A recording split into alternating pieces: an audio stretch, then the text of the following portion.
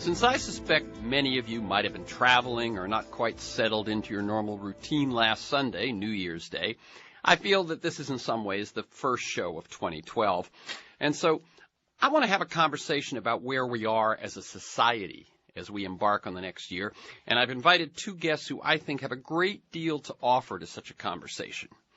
Thomas Frank, who now writes the monthly column in the front of Harper's Magazine, a role so long and ably filled by Lewis Lapham, is the author of important books on our culture and politics, perhaps most notably What's the Matter with Kansas? His newest book, just out, is Pity the Billionaire, the Hard Times Swindle, and the Unlikely Comeback of the Right. In it, Frank examines how the crash that has hurt so many millions of Americans has delivered wildly perverse political results.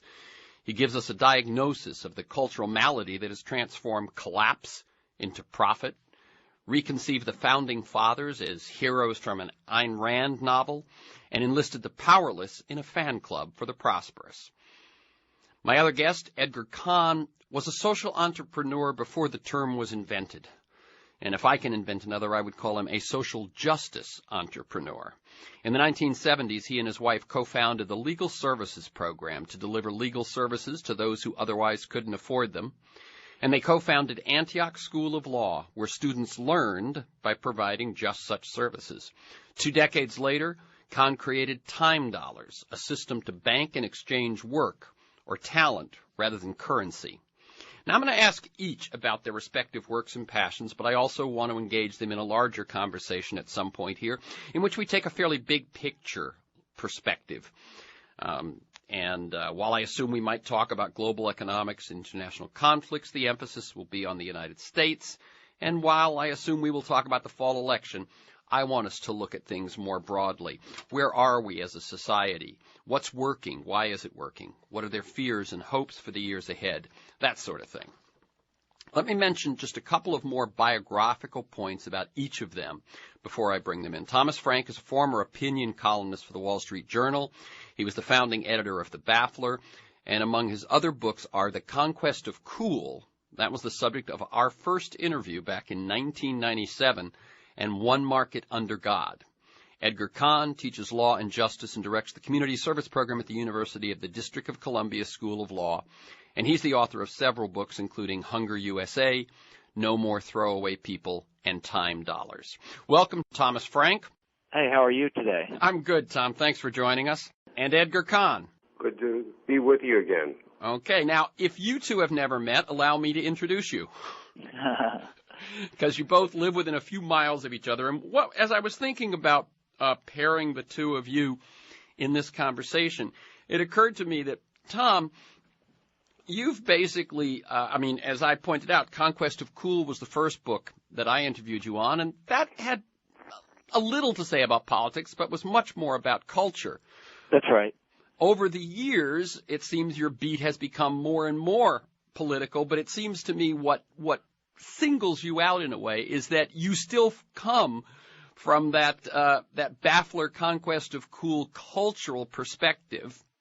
That's absolutely correct. I think I would be interested in the present political moment, and write about it in the way that I do, even if I wasn't, interested in politics, even if I wasn't a liberal and wasn't, worried about the direction that the country was going in, because it's so culturally perverse.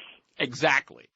Now, the other thing that I realized, again, juxtaposing the two of you, is that, EDGAR, you actually engaged in government when, at that time, when idealistic big government was a cultural norm and was a great hope in American society. Well, I haven't given up on government. I think it's our government. I don't think it's anybody else's, and I think it's about time we began to appreciate the ways in which it can be a catalyst, maybe some new ways, maybe a paradigm shift, but I think the functions of government are as critical as ever. Well, we'll talk about your current ideas and innovations at some point during the hour, but what I wanted to do at the very start here is actually when you I was thinking as I was driving over here, the first election I really paid attention, first presidential election I really paid attention to was 1960. I was 12, and that was Kennedy-Nixon. It would have been the end of Roosevelt, the first the Dewey Truman election. Am I correct? Right. Mm-hmm. And so what I wanted, just as a sense, we will talk about the current state, but you were an assistant to Sergeant Shriver. You worked in setting up legal services. You worked with the Justice Department under Robert Kennedy. Just something about that perspective of being a part of government when everyone assumed that it served the people. Well, don't forget Kennedy's inaugural, ask not what your country can do for you, ask what you can do for your country. And I came into government at a time when working in government shifted from being, frankly, low prestige to being the exciting and hot place to go, in part because of the effect of the civil rights movement, in part because there was an era when I think people wanted change and we had to respond to change. And I think government played, particularly the federal government at that point, in dealing with segregation was at a key point in a key intervener in a shift to begin dealing with equality and fundamental aspirations for equal rights. Yeah, exactly. Tom, a lot of the people associate you with What's the Matter with Kansas. That's kind of the first thing off. That book really came out of your personal experience. So where Edgar has just talked about his personal experience, a little about yours that led you to What's the Matter with Kansas. Well, I guess what you're getting at is that I was growing up in the 70s, and this was one of the the sort of the great eras of conservatism, and I was pretty conservative as a young person, and Kansas was a fairly conservative place, and so I reflect a lot on my own my youthful conservatism, which I think I've since grown out of in most ways. But it's funny because you were talking about the 1948 election and sort of the great heyday of the liberal state, and that's just something that has my generation has never known. That's right. I mean, that's exactly what I was pointing to, was that while as a young idealistic and practical person, Edgar was toiling in this, it was something that was almost gone by the time your generation was really looking at things. Oh yeah, it was my generation was well, it wasn't a generational thing. It was just in the air at the time, this sort of extreme cynicism about the state and about big government, and it's continued and it seems to worsen every year, to the point where today you have this, basically, prairie fire revolt against government all over the country, this sort of right-wing populist revolt that's sweeping the land, and that's what Pity the Billionaire is about in a kind of sarcastic way. Yeah, very much so. And one piece in that is that when this, I'm going to just give you my own personal take, and then I have another question for you, Tom, which is that when I speak to people from other countries, one of the things they marvel at in this country is that one of the major political parties, and thus, some huge amount, say 30%, 40% of the political energy in this country is actually opposed to public service. In most other countries where you have the Tories and Labour in England and so on, they still kind of believe in the work of government. It's just, how do we do it? But here you actually have an enormous amount of political energy that goes to destroy what it is they're running for office for, to defund, to when they're in office, it's to actively defund it and make it not work. Right. And when they're out of office, sabotage. It's to sabotage it. And so that the people, the spectators of this sport, if you will, begin to believe less and less in government when you've got this huge energy attempting to sabotage it and destroy it is not a surprise. Well, I wanted to talk, Tom. It creates a self-fulfilling prophecy. Exactly. I wanted to talk about one thing with you, Tom, before we get into the present again, which is an interview that you did with Bill Moyers, kind of looking back at the first year of Obama's office. Okay. Right? And first of all, let me just tell people, the good news is that Bill Moyers will be back on the air this month. After 20 months, his latest retirement lasted 20 months. He's going to be back again. He's not going to be carried by PBS nationally this time around. It's American Public Television, another distributor of public programming. So you're going to have to check BillMoyers.com to figure out when and where he's going to be on wherever you are. That's the good news. The bad news is that I had invited him to be part of this conversation, and because of the show's about to start, he declined. But what struck me in that interview, Tom Frank, and I've referred to it many times since on the air and elsewhere, is in it you laid out, this is a year after Obama takes office, you laid out the approach to both the narrative, I think, and to the policy that you felt Obama and the Democrats could have and should have taken. It was powerful. It made a ton of sense. But essentially, you said he should have told Americans a very clear story of Wall Street, money, and politics to explain how things had gotten so bad and what it was going to take to fix them. And near the end of this, just devastating look back at the Bush administration and the waste that they'd left Obama when he took office, near the end, Bill Moyers asked you, why is it you thought that Obama and the Democrats hadn't done that? And your answer, I may be paraphrasing, was, I suspect they didn't want to offend their funders. And I have referred to that moment many times since. Talk a little bit about that. Well, Barack Obama is a very intelligent man. I've met him. His advisors are intelligent people.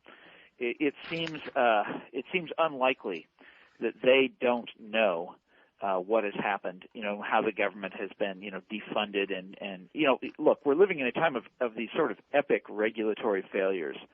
First, you've got the financial and banking regulators totally, the polite word is asleep at the switch.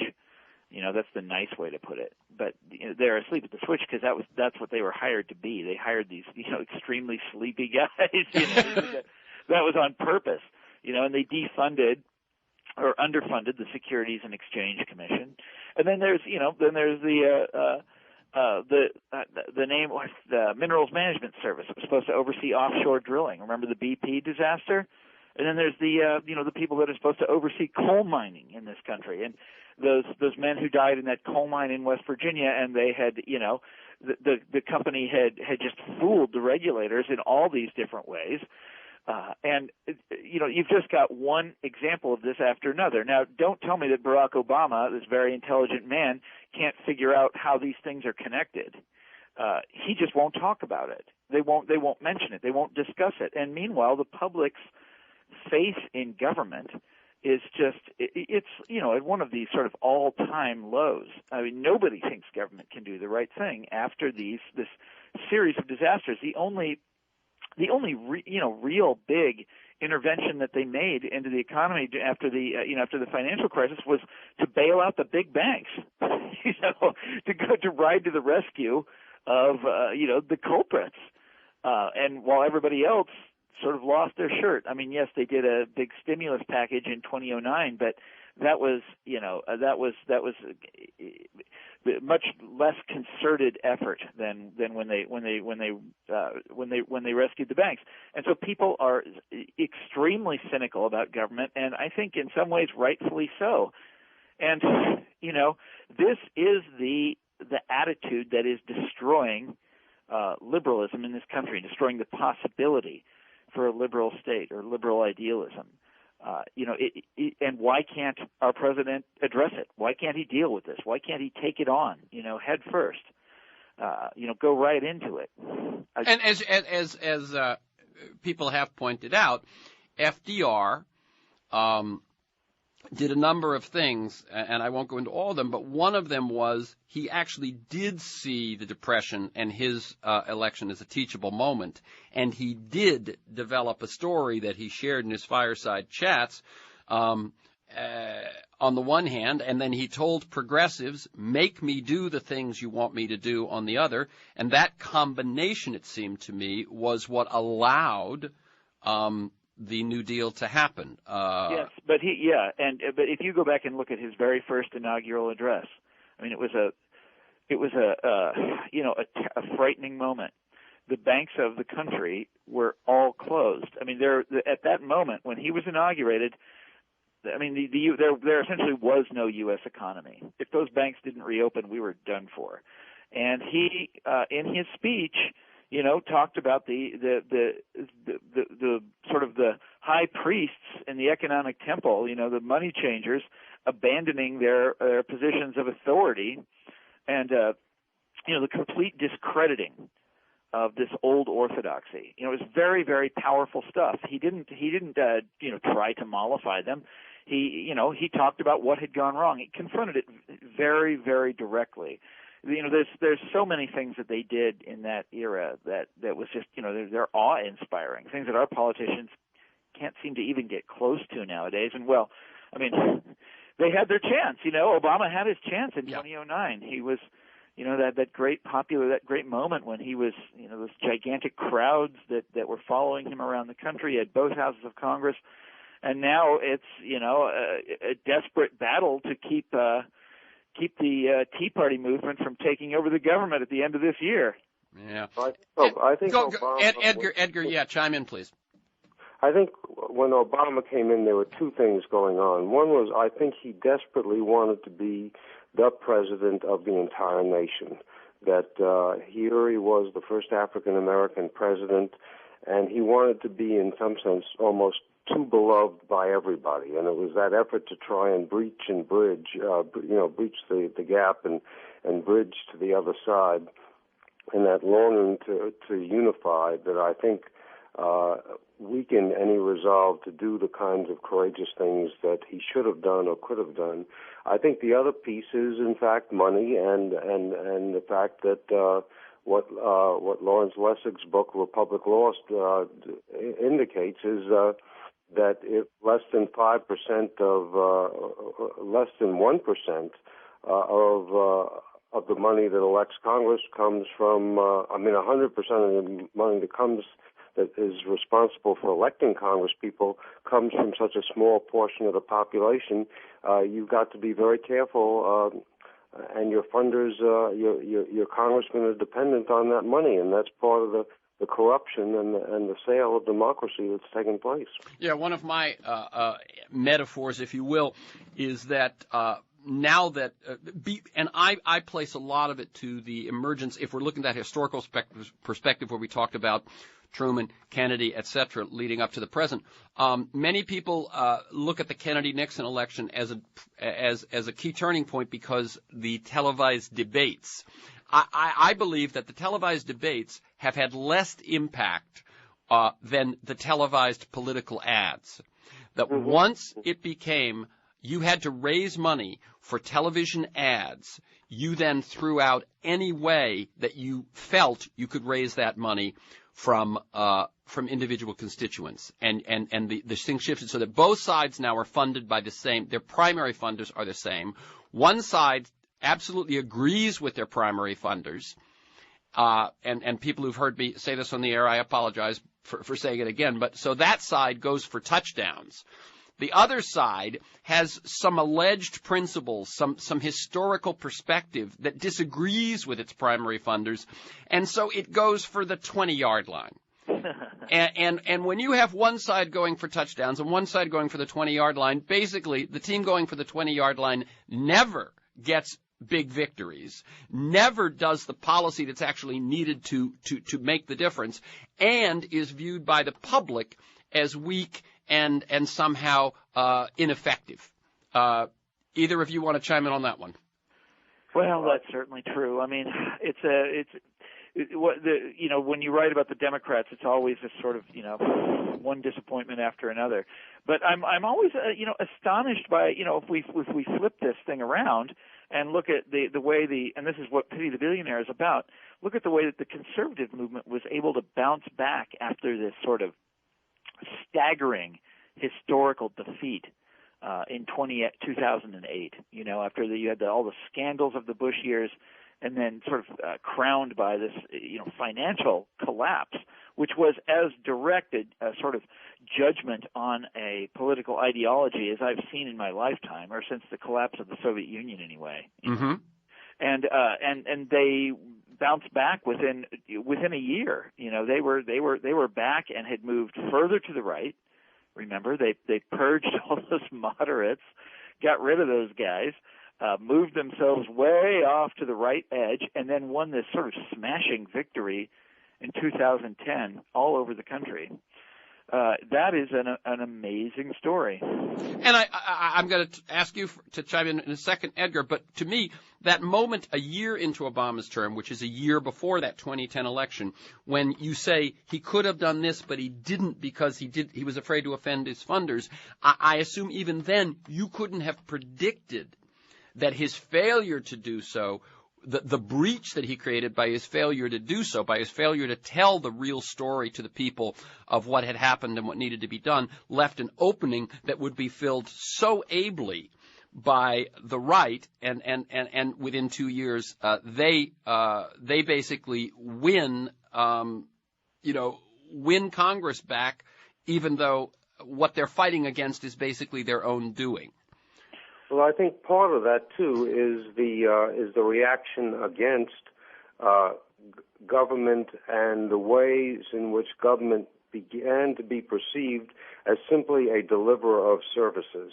And I think part of what has happened is that there's been a growing reaction to what I call the outsourcing, not just the outsourcing of jobs, but I'm going to call the outsourcing of citizenship responsibilities and the outsourcing, frankly, of our own humanity and our own responsibilities as a human being both to the nonprofit world and to the world of human service deliverers. And so if people are neutralized, the voice that he could have commanded are all being defined as takers and as recipients and not as participants. And it's the failure to enlist them that I think is the opening now that we have to begin to say, how do we stop the outsourcing of those responsibilities? Let me tell people, I'm Terrence McNally. The voices you hear are Thomas Frank, and the last one was Edgar Kahn. We're talking about where we are as a nation, and so far a lot of it has been the thread between economics and politics, because that is so much who we are. Tom Frank is the author of several books, including What's the Matter with Kansas. His latest is Pity the Billionaire, and you can learn more about him at tcfrank.com. Edgar Kahn has been a wonderful social justice entrepreneur for years, co-founding Legal Services and Time Dollars. You can learn more at timebanks.org.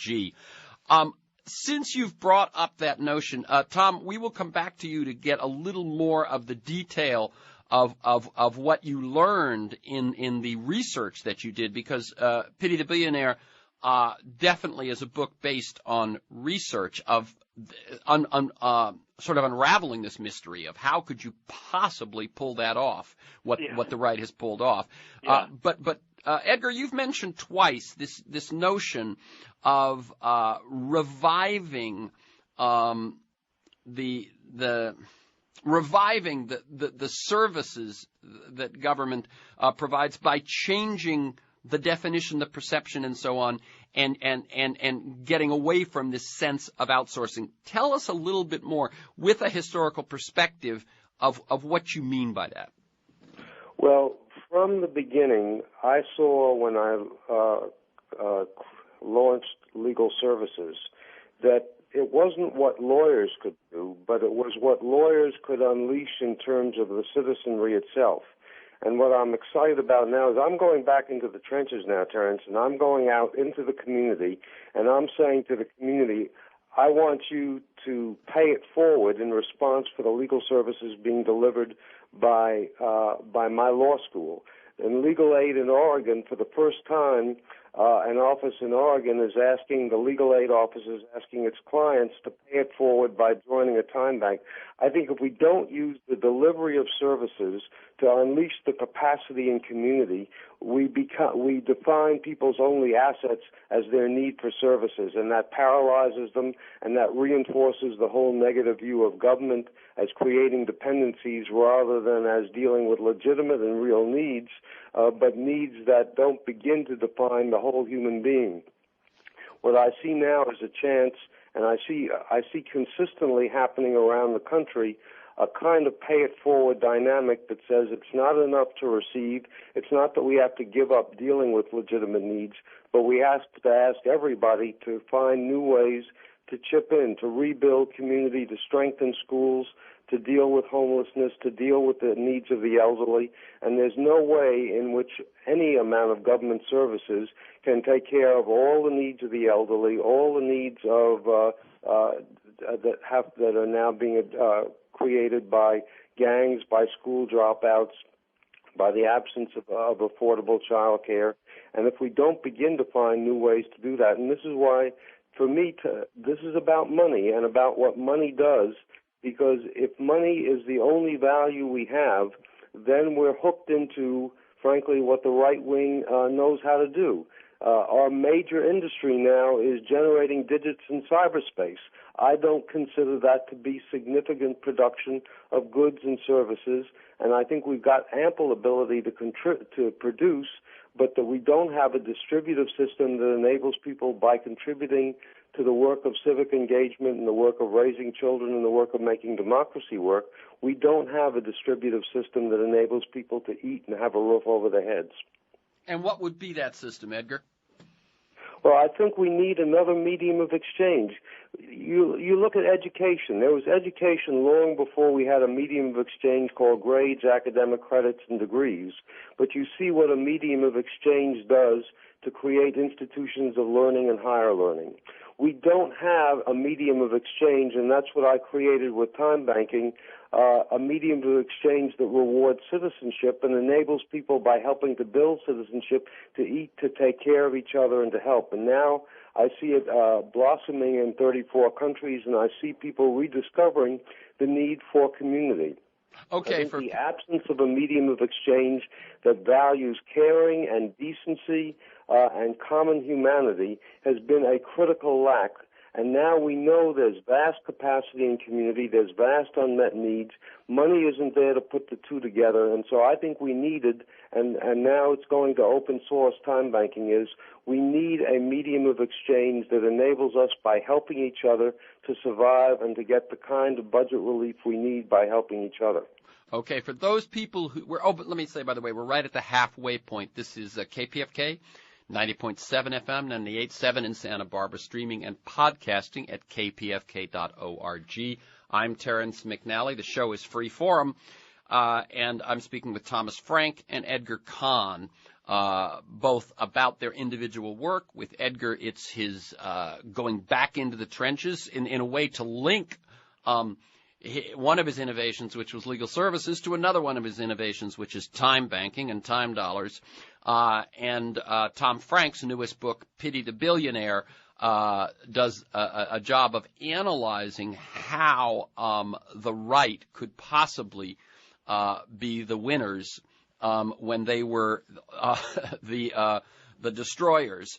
So those are the two works we're talking about. And then we're talking about that in a general sort of larger question of where do we stand as we head into 2012. Edgar, for those people who have no idea what time banking or time dollars is, please explain. It's a time banking it uses a currency that where 1 hour gives you 1 credit in the bank that you can, and you earn those hours by helping others or by civic participation or by engaging in some kind of a community project that makes a difference. You can spend that to get anything from child care to tutoring to elder care. And the IRS has ruled that this is basically a tax-exempt system so that we use it to run programs of tutoring and of elder care. It's being used in in Vermont to provide a form of long-term elder care. Mayor Bloomberg has launched it in New York City to provide the informal non-medical care for the elderly. In Washington, D.C., we use it to pay the kids on a youth court who sit as jurors and who handle 70% of nonviolent crime by teenagers. And what we see is that what we need to rebuild is the civic economy. I think this is a country that's proud of its traditions of civic engagement. We stand for certain basic values, and that we lose sight of that when it becomes all about money and all about who can make money and all about how much money you can make. And that's what I think we've been sucked into a vortex without a set of alternatives. But I think this nation really has at its heart decency, caring, and justice. Now, how has the fact that you were I think Time Dollars came out in 1992. You've been doing this for a while. How did the crash and the rampaging unemployment, which meant people who had valuable talents and services now had no job and perhaps had no money, how has that impacted Time Dollars and time banking? Well, it means that each year it's multiplied by a factor of 2 or 4 or more, and it means that we've had the necessity to move our time banking to Drupal to open source so that it could begin to spread around the country. You've got 14 time banks just in the Los Angeles area alone. Is in Sabranti Park in Oakland. It's being used by the public health department to reduce violence there. And so we're seeing it used by people on the one hand for budget relief, for simple things like home repair and child care and haircuts and elder care. But we're also seeing it used to build bridges back to jobs, because people need to practice interview skills. They need babysitting while they go for the jobs. They need transportation and child care. Now increasingly it's being used by government agencies and by the nonprofit world to deal with the cutbacks that we see in human service programs. So it's basically people who have a skill, have a talent, have a willingness to do something, and they're frozen out, whether at this moment or for most, for a period of time, out of the ability to be paid for this. They can offer that in exchange for other skills, talents, and services that others can provide. And so people can meet each other's needs without the exchange of funds. Yeah, but it's not just marketable skills. If you can listen, you have a skill. If you can talk to somebody who's isolated and alone and depressed, you have a skill. We have a 5-year-old who went up to a former gang leader who said, we have trash cans here and we use them, because he had thrown a candy wrapper on the ground. She was earning time credits to get dancing lessons. So it redefines everybody as part of that workforce. People who are bedridden are part of the quality control system and part of a mutual support system. It's about reknitting community in a world where we live on top of each other, but we live as strangers. Very good. That's Edgar Kahn. We're talking about Time Dollars and time banking, and you can learn more at timebanks.org. Tom Frank, if this whole knowledge, this whole area that Edgar's talking about is fairly new to you, how does that sort of thing sit inside of the larger trends and issues you've been thinking about and following? Well, it is new to me. I don't know. I've never heard about this system before. It sounds like a good idea, though. The only precedent I know of for it in this country, anyways, would be during the Depression, when you had a lot of people that were doing barter. In the early years of the Depression, money was very scarce. There was sort of tremendous deflation. And, people were issuing scrip and stuff like that, but there were also barter economies that popped up all over the country. And one of the interesting things about that is that the 30s, when you had these barter economies, it was a time of real sort of community solidarity.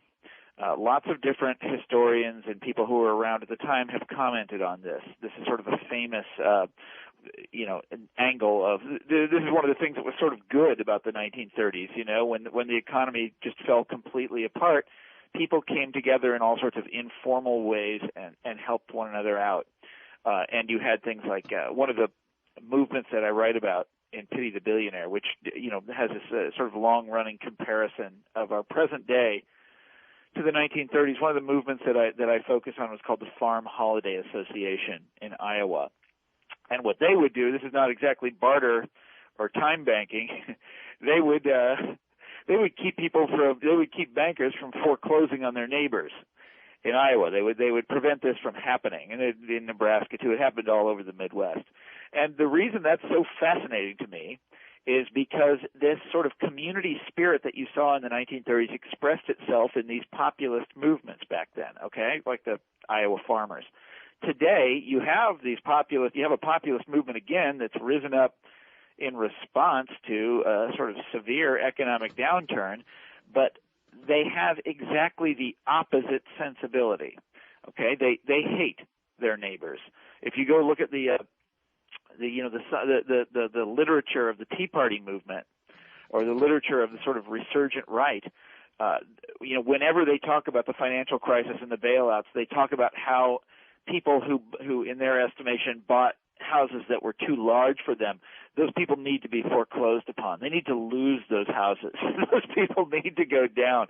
I went to the very first Tea Party rally back in February of 2009, and I'll never forget this sign that I saw there. It said, "Your mortgage is not my problem." Mm-hmm. And it was exactly the opposite of the spirit that Edgar is talking about. And it came about. This is what just blew my mind. It came about as a result of the same kind of downturn as you saw in the early 1930s. Mm-hmm. One of the things I'm reminded of is Rebecca Solnit's book, Paradise I'm going to get the title slightly wrong unless one of you can help me. Paradise in a Place Called Hell, I believe is what it is.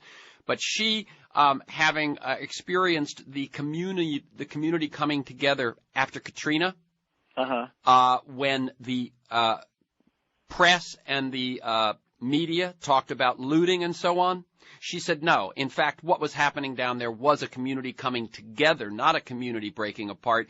And she then went and researched 6 natural disasters, the 2006 San Francisco earthquake, etc., and found that this is what happens, that in the face of disaster, people come together. They do not turn against each other, which means that what's happening with the Tea Party and with people turning against each other in misfortune rather than with each other is not what happens all the time.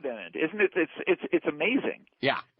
And that it would be so popular. It's sweeping the country, this kind of bitterness and this resentment of your neighbors. And by the way, it was there from the very beginning. You think of Rick Santelli's famous, the rant that launched the movement. Yeah.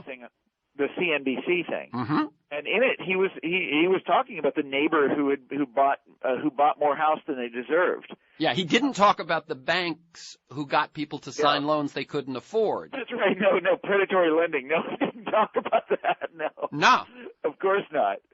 I mean, I say of course not. That's why. It's just we are living in it's like a version of 1929, 1932, where every force is going in reverse. Yeah, it's Alice in Wonderland. It's a funhouse mirror. Exactly right, and that's my title, Pity the Billionaire. Yeah, because they're the real ones. They're the real casualties. Things are so hard for them this time around. It's sarcasm. You see. Of course. Now let me ask both of you, and I'll start with you, Tom, and then Edgar. What about the Occupy movement and the 99% movement? I will tell you just a pleasant moment for me this week was I gave some money to Code Pink over the end of the year, and they sent me some stickers, and the stickers were "I heart the 99%," right? Yeah. And I just put one on my stepson's desk while he was out. My own opinion is that protest was very powerful. Well, wait. I was just going to say, I put it on my stepson's desk. The next time I walked into his room, he had stuck it on his computer, which means on the outside of his computer, which means it's a badge he's wearing constantly, because if there's any kids have with them at all times, it's their computer or their phone. So I just say that was a little moment for me. But yes, your reflection on Occupy, and then yours as well, Edgar. Okay, well, this is Tom Frank here. I'm obviously pretty heartened by it. I think it's a really good sign. And the I am the 99% online protest. I read that and I thought that just blew me away. It was the greatest thing in the world. I mean, it really was eloquent and powerful. Now, I don't know whether camping out in public squares is the way to do a protest movement or what that's going to achieve. But we're at the very beginning of this, okay? So we have to wait and see. But I would say this: at this point, I also spent some time in Wisconsin with the people who were protesting Governor Walker in Wisconsin, and it was a very similar kind of protest. And I got very close to that one, and I can tell you about that it is, it's more just a scream of desperation and outrage. I mean, these are people who are seeing their way of life be threatened, okay, and their backs are to the wall. And while I'm glad that they're finally fighting back, it is really late in the game, really late in the game. Well, but you actually said two things, Tom. It is very late in the game, and it is very early in the movement. Both are true. That's right. So, we have a long way to go. Yeah. Now, by the way, hopefully we can get this thing turned around. I mean, I'd love to see that happen. David DeGraw, who was who may have written the We Are the 99%, he was certainly one of the first people to coin that term and one of the first people to show up at Zuccotti Park and help organize those demonstrations. I had him on December 4th, and he basically when people ask me, well, what happened to the Occupy movement, since they've been evicted? And I say it's basically, it's the winter and they're on hiatus. And that what's happening right now, for people who don't know this, is it's planning time. And that in the spring, I think, in the spring of 2012, I think, is when we will see what this movement's next steps are. I don't expect much between now and then. But in the spring, in a few months, I think that will be the time to measure, what are the actions that will represent We Are the 99% besides the initial actions of occupying a public space. And we will see how the public responds. One thing that I have seen is that in terms of public opinion, that I think it might be Pew, it might be someone else, did some things recently. And at this moment, more people find themselves in sympathy when you ask people with the 99% movement and the Occupy movement than with the Tea Party movement. And both of them are vastly more popular than the government. That's funny. I mean, that's certainly a step in the right direction. Yeah, that's good. That's good to hear. I think it's Edgar. more than a step in the right direction. The question is, what are the next steps? I've done teach-ins both at Occupy Washington and Occupy Wall Street, and I've met with them. And what you see is two things. One, you see enormous chaos and confusion and things that are easy to take cheap shots at. But also you see in every forum, whether it's ministers and rabbis who can now talk about poverty and whether it's columnists who can talk about what Wall Street in fact did, whether it's politicians who now find it safe to talk about what were purport taboo subjects, and whether it's academicians who are prepared to look at economics the way and political institutions the way they're really operating, I think you're beginning to see an awakening to the depth which the political system has been bought, and the depths to which we've in fact walked away from our core values. And my hope is that as this semester moves along, that you'll see that begin to take root in a different kind of political climate around civic engagement, and you'll begin to see the whole nonprofit world understanding that if we don't begin to return to rebuilding community in a different kind of way, we don't have the political system and the democratic system itself is lost to the folks who can buy the Congress, the political system. When we spoke off air, Edgar, you said, I think, was that early age of activist government, the war on poverty, the civil rights movement, and so on, that there were some mistakes made in the fact that there wasn't a pay it forward, there wasn't there was a piece missing. Can you talk a bit about that? That you think led to some of the both the problems and the negative perceptions? Well, we focused on needs and problems, and one can understand that. But that meant that we created, and I was part of creating that whole wave of entitlements, which are now in disrepute. But in doing so, that was a step beyond charity. But what we failed to understand was that we defined the person by their problem. Their problem is less than 5% of them. The other 95% we didn't unleash, but we made their only assets their problems. And if those are your only assets, you grow your assets. And then people say, well, what do those programs do? But what they did was they made having a problem the way in which you got help. What I see as the new wave that Eleanor Ostrom articulated and that we're articulating here at Time Banks is something called co-production, which transforms the recipient of service into a worker and co-producer of the outcome. And I think that's what I'm trying to do with legal services, but we see it with health services. Visiting nurses enroll 3,000 of people who are patients as co-producers of health and mutual support. And we're seeing that in Oakland, where the people who were, quote, the problem are now the peacemakers and the peacegivers, and so I'm seeing that the process of giving help, if we begin to wake up to the possibility that every helping transaction can turn the recipient into a co-worker and co-producer and partner, we can begin to build, I think, the community solidarity that will lead to the kind of political climate that supports, I think, enlightened government, but also government that doesn't just reward needs, but that unleashes the capacity of citizens to build. That's exciting. Tom, I would think that when you were back doing research on the phenomenon in Pity the Billionaire, what you found was, as I see it, is that the right has come up with this word elites.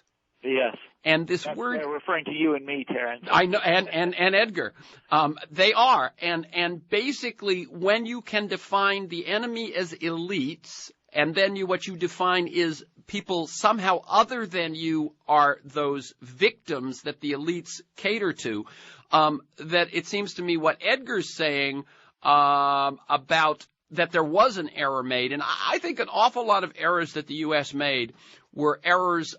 They were errors of blindness, but they were errors sort of indulgence and luxury.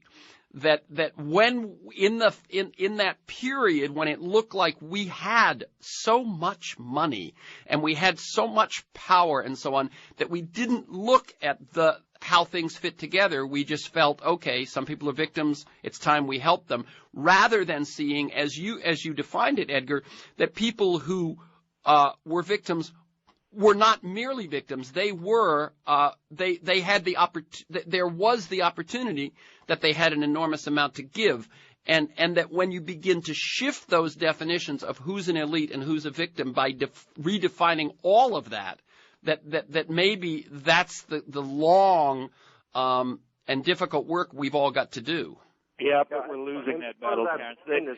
Let's hear Tom first, and then you, Edgar. Tom. Yeah, I was going to say we're losing that battle. Like I said, the conservative movement has succeeded by sort of replicating a hard time social protest.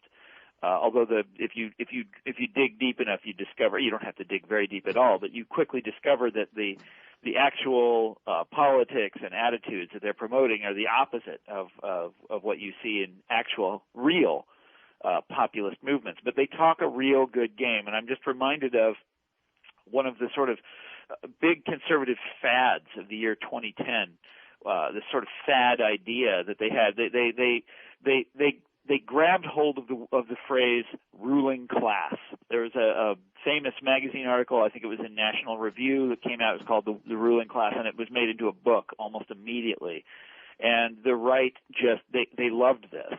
And by the Election Day 2010, I remember one of the conservative activists whose work I follow regularly. It's Richard Viguerie over in Northern Virginia, and he had his election night watch party with something. It was called like "Out with the Ruling Class," I mean, it was full-on class war. And if you go back and read this article that I'm referring to in this book, it's actually very eloquent stuff. It